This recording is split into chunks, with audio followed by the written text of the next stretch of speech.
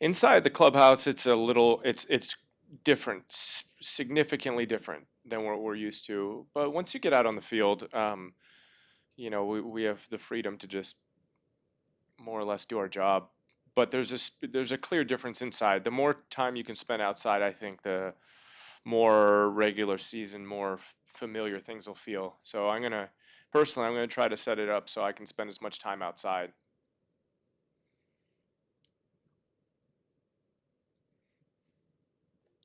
Joey, John Fay, did you do a lot of baseball activities over the quarantine? No,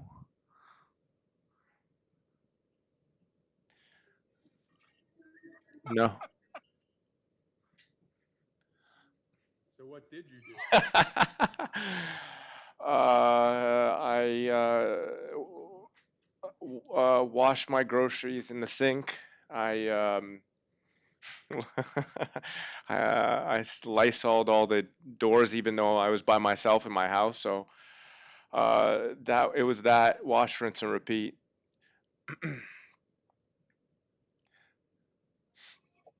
How do you, Joey? How do you feel physically and ready to kind of get off to a more of your July normal than your maybe your early season normals of late? Right. No, back to your question, John. I did do some training in the off season and tried to prepare for this. I certainly did some baseball stuff. As far as preparation for opening day in late July, I just think it's important to think of this as spring training, but almost treat it like we're halfway through. So um, it's really important to have some urgency at this point without panicking too much. But I it's gonna come quick. It's gonna come quick, and because it's almost entirely gonna be inter squad games. It's gonna come quicker than I think we realize. So it's important to respect. We don't want to get caught off guard collectively, and I don't think we will. It looks like guys are ready and motivated, and fortunately, we've got. It seems like a group of guys that just are like they flip the switch and they have it, and that's a really good thing. Hopefully, I can try to keep up with those guys. Joey, what do you think about kind of the health and safety protocols and trying to play play with all of it this season? Um, yeah, it's interesting because we're so used to things being a very certain way, and you get into there's a lot of autopilot in baseball because you're trying to create like you're trying to conserve as much energy so you can save it for competition. And so a lot of the things that in the past we probably wouldn't have paid much attention to, um, we have to concentrate on, and it's for our teammates, it's for the coaching staff, front office, and it's most importantly for the community in general. So those are adjustments that we're all policing amongst ourselves, but we're also being held accountable by the organization. So um, it's weird, and it's not our favorite thing. I mean, we'd like things to be normal, but with that being said, we also want to play, and if that takes this sort of adjustment, we're willing to do it. Did you ever consider opting out and not playing? No, Did you have any trouble getting back into the United States? no. What do you what do you think about a 60-game season? I'm excited. I really am excited. I miss the guys. I miss the staff. I miss competition. I feel refreshed as a professional. I haven't felt this way in years. I'm very excited, whether it was 60 games, half a season, or the full season. You know, I you know I was lobbying for 162 games in 60 days. For full pay, but those are my preferences. But yeah, no, 60 games is totally fine with me. I think people at home are excited. We are going to be the first sport back. I think that's something that's. I know that there's some individual sports that are back, but we are the first team sport back. Correct me if I'm wrong, but I think we are going to be, and I think that's a good sign, and I can't wait to be a part of it.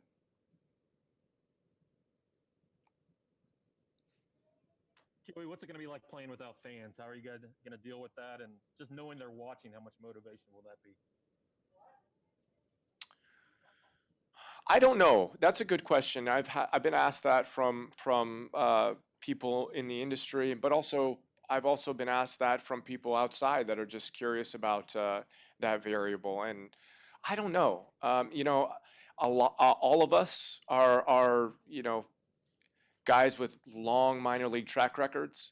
And in the minor leagues, you play a lot of games at low levels with no fans. You play instructional league games with no fans. You play a lot of, extended spring training games with no fans. And you learn how to perform with or without people in the stands. The real adjustment, I think, for most players was probably in their AA, AAA year, and then eventually in their first major league year, the adjustment to fans. And for some guys, it takes longer than others. Some guys, you never make the adjustment. But I think it may be a little bit weird, but all of us have that we've already been desensitized to that. I don't think it'll take us very long to be competitive. I think the thing that stands out to me is I think I get a little bit concerned about like moments where there may be tense moments where we're just instinctively going to stand up for one another. I'm not going to elaborate, but there will be moments like that where we will, where our competitive instinct, and no matter I don't know, I don't want to speak too much on that, but there's so many things that are come natural to us that, I've heard complaints from guys, whether it's naturally spitting or touching their mouth or exchanging something with the umpire or in competition with their with the opposing team. These are things that we just don't even, they just come natural to us. So I don't know how those are going to be mitigated. I don't know if they will. But I'm watching and I don't mean to be so long-winded, but I'm watching like a lot of the European football, and they European soccer. They're making contact. They're getting close to their competition. They're high-fiving, hugging. They're being confrontational. These are all part of competitiveness, and I think that's the desire from the people at home. They want us to go out and give us the real version of competitiveness with everything that comes with it. So we'll see how that shakes out.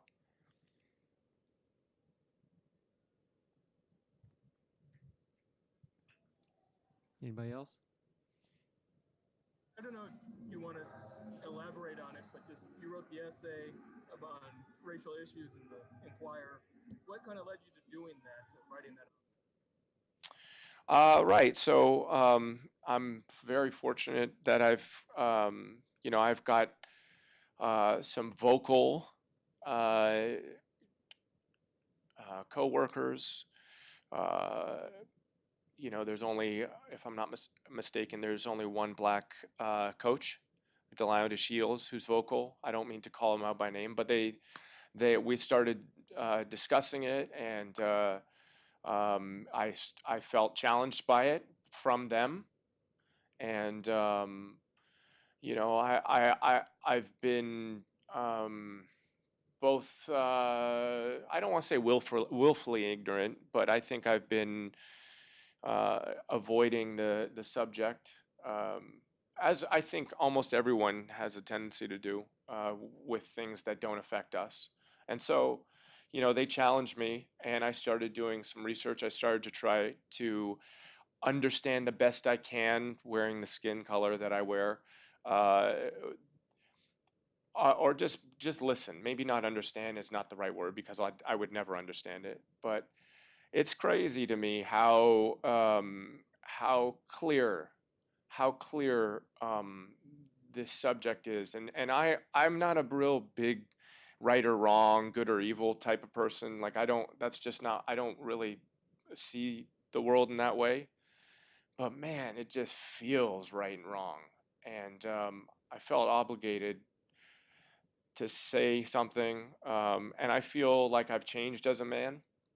I feel like my perspective has changed, and going back to saying something, I didn't want to, but I kept I couldn't sleep. It was a long stretch where I just couldn't sleep, and when it affects me that deeply, I felt strong.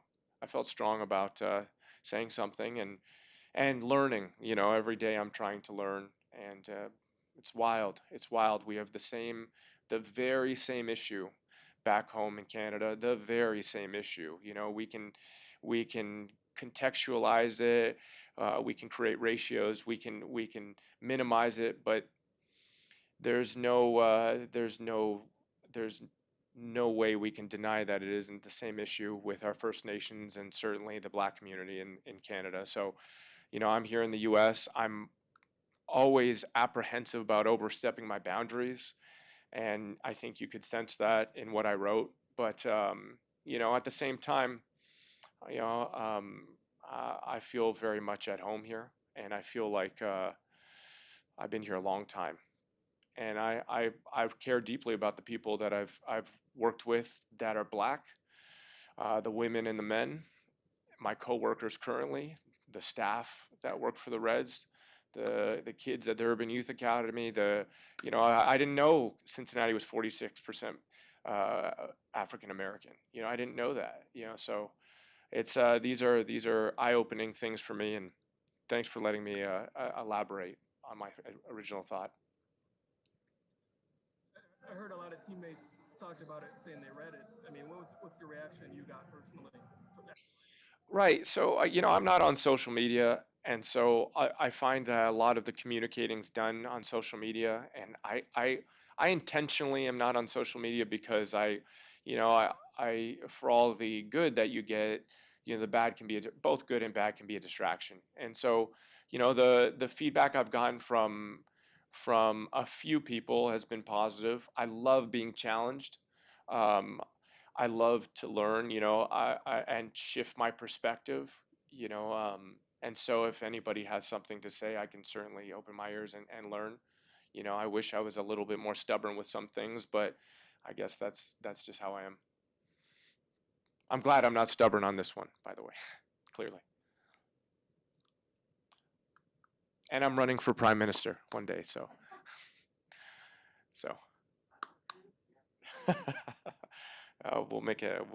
We'll be sure to make some sort of consolation for you.